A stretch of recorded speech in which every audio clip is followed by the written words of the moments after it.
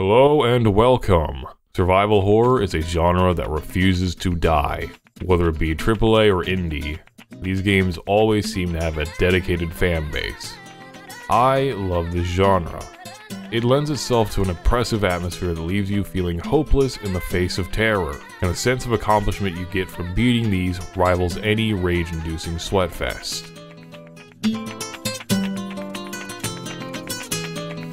Survival horror's first entry was of all things a movie tie-in game called Sweet Home, released on the Famicom in 1989. This is what got the snowball rolling and what eventually created Resident Evil. The game itself is pretty dated and not very fun. I initially wanted to make a video on it, but the experience didn't offer very much. The inventory management and navigation are clear markers of what Resident Evil would become, but everything else is just torture. Menuing is tedious and awkward, character switching and random encounters are too frequent, and the required grinding drove me to stop playing. To top it all off, this is the music.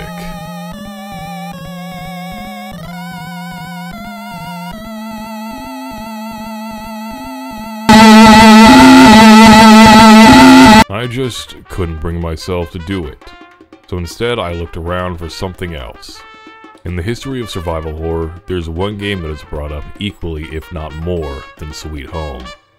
Alone in the Dark. Developed by Infogrames for MS-DOS and released in 1992. Based on classic horror cinema and H.P. Lovecraft, this game is one of the pioneers for 3D fixed camera perspective gameplay. While the backgrounds are pre-rendered pixel art, everything that moves is a 3D model. This was years before PlayStation made 3D gaming a standard. First things first, you boot into the game and select a character. I went with Emily Hartwood, niece of Jeremy Hartwood, the owner of this mansion who had recently hung himself. Following a riveting cutscene, we gain control of Emily in the attic. Movement is done with tank controls while actions are performed by selecting them in your inventory and pressing space. Now, I don't mind tank controls. It honestly works a lot better than reorienting your thumb every time the camera changes. However, the sprinting left me a little bit grumpy. You must double tap forward, which on its own wouldn't be difficult, but the rhythm is so specific. I tried multiple techniques, but in the end I just resorted to mashing forward and hoping for the best. This didn't always work.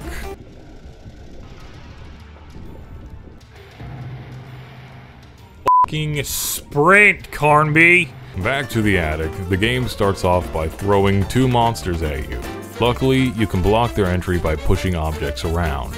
From here, I grabbed a rifle, sneezed, found a book, and stole an old Indian cover. Then I got stuck in the attic.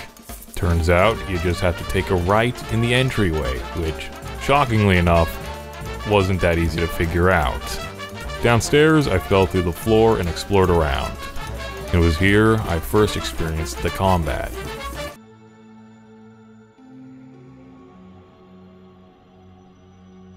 This man doesn't know what he's in for.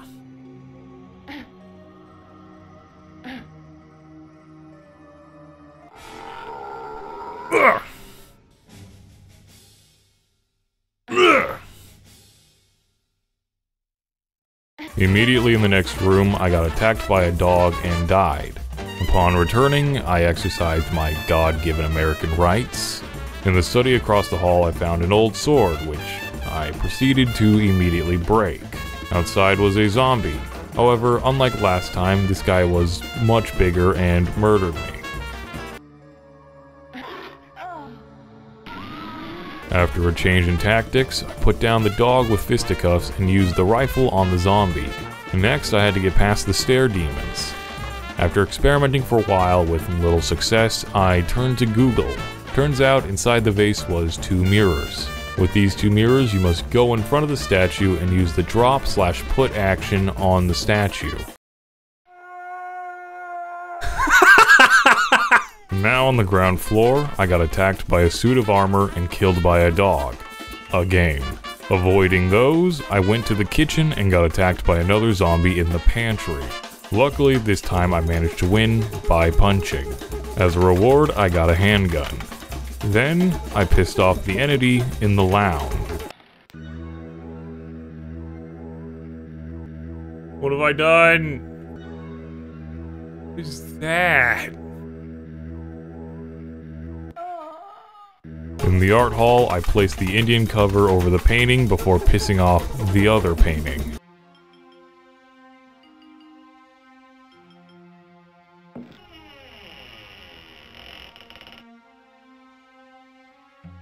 What is happening?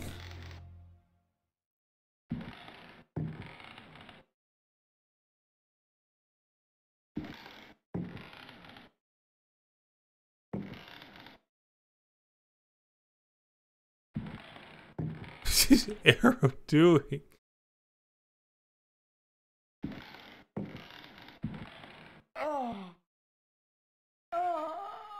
From here, you can guess how most of this goes. I explore a bit, die, get lost, and then I Google what to do. The puzzles here are pretty obtuse and somewhat illogical. If you've played old school puzzlers like King's Quest, Monkey Island, or Myst, you know the general vibe. For the sake of time, I'm not covering every last thing I do. The big things were as follows. Destroy armor with heavy statue to get sword. Use sword to clear out zombies in dining hall. Grab arrows from green rube and shoot the other painting. Use jug on ashtray. Beat sword man. Play record in ballroom to grab key. Place sword on shield to open the dungeon.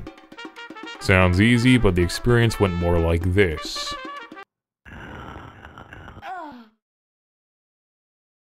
Oh!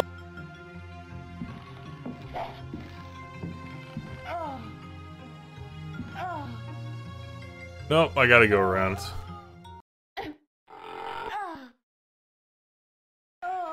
Oh! What is this?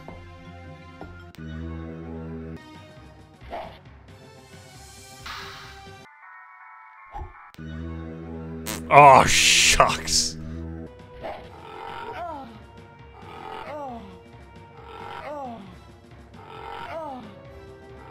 Combat in this game is impossible. Row the soup. I might not be able to see really what I'm doing. It's kind of just a mess of pixels, but I think I'm doing well.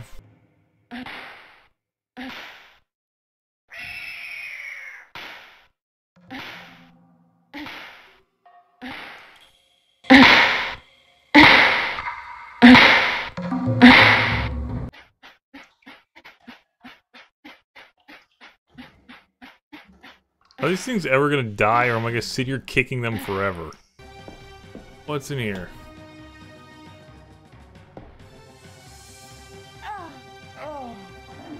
Oh, that killed me? What is this? Oh!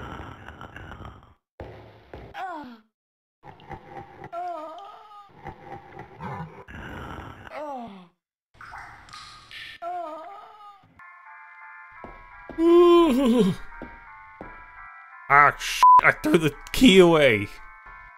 Ooh. Oh! Now in the dungeon, things get a little more intense. Ah,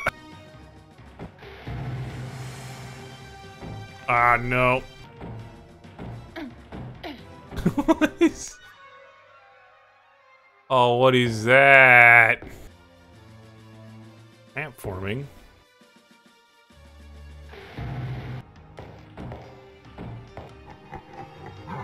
Run! Oh!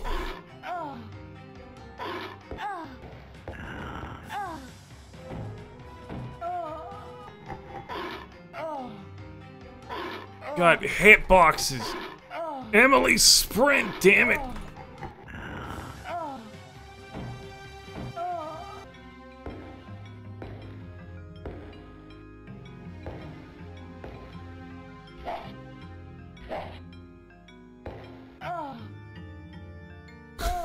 Okay.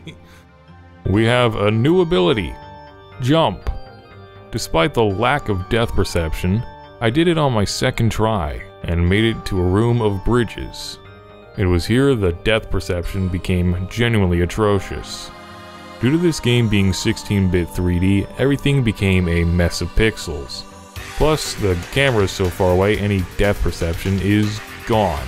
There is no precision, just nervous sweating and slow movement. Once reaching the end of this room, I got confused. What you're supposed to do is push the rock. However, I didn't find that out until I returned to Google. This meant I spent over 40 minutes aimlessly wandering around. Once past the rock, you solve a maze in the dark.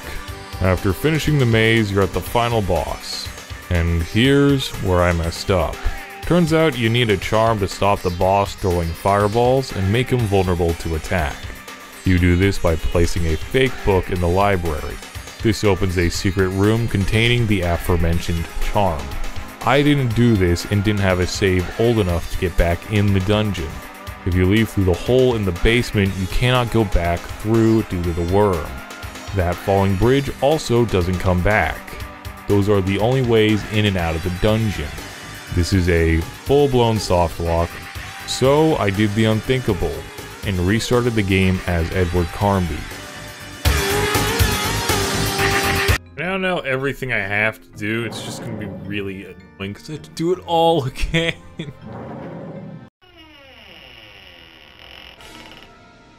Alright, here we go. Put them up, yes!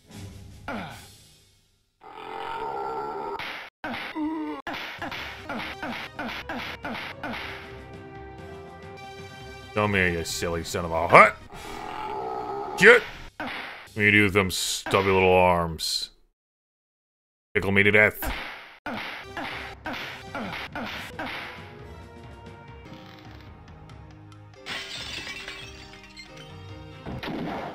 I missed. I missed.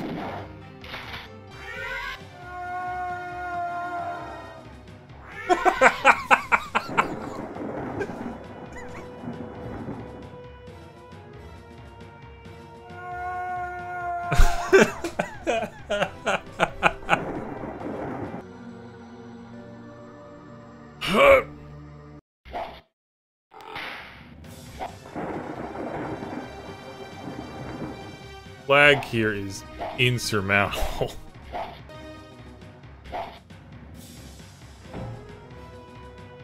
Missed.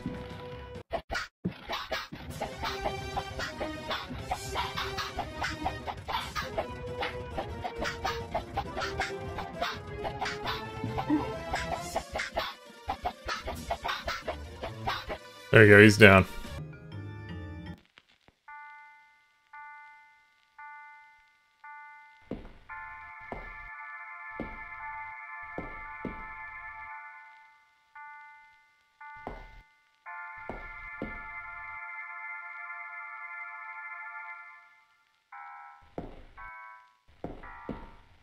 Oh. Danger bathroom. 30 health, perfect.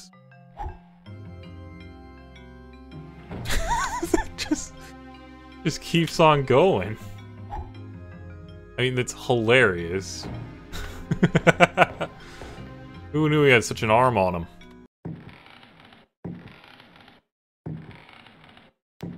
Fucking sprint, you...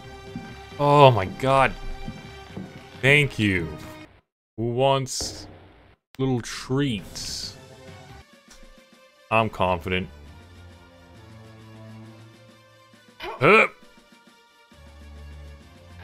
All confidence is lost.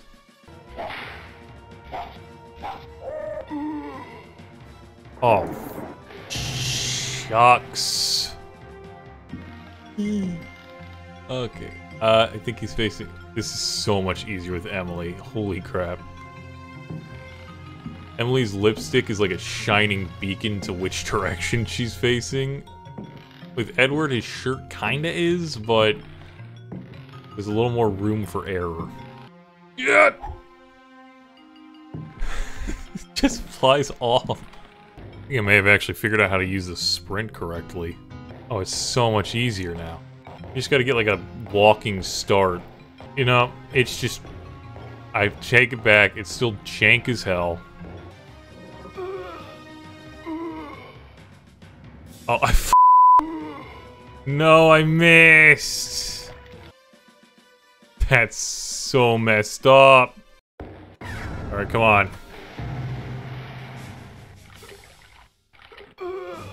Dude, sprint! I love video games so much, especially when they work! The lamp is on. Yay! The lamp goes off. What am I doing wrong?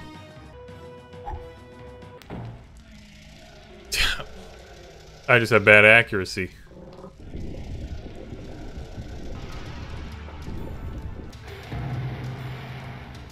F***ing sprint, Carnby! Bro, this is a frustrating experience. I don't know how else to put it. It's just so annoying. Yeah, let's get out of here, Carnby. Woohoo!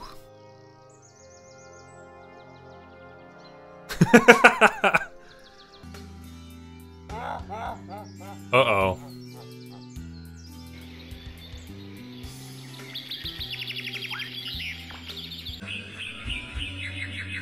All things said and done, this was a unique experience. Despite being old and clunky, there is quite a bit of charm here. The backgrounds have this pixelated painting look that oozes atmosphere. The music is campy and fun, and there is a familiar sense of satisfaction when getting everything right. It truly feels like the prototype for 90s survival horror, though I don't know if I'd recommend it to anyone not comfortable with older games. The character models are genuinely hideous, the puzzles are obtuse, the depth perception is awkward, and the combat can be pretty frustrating. Overall, I think a 6 out of 10 surmises my feelings. Thanks for watching, and goodbye. Sorry if the voiceover is a little all over the place. My voice has been recovering from a cold, and I wanted to get this out before January was over. Another thing, I'm fully aware of the reboot and actually hadn't planned around that, but depending upon what I hear about it, I'll maybe take a look. Once again, thanks for watching, and have a nice day.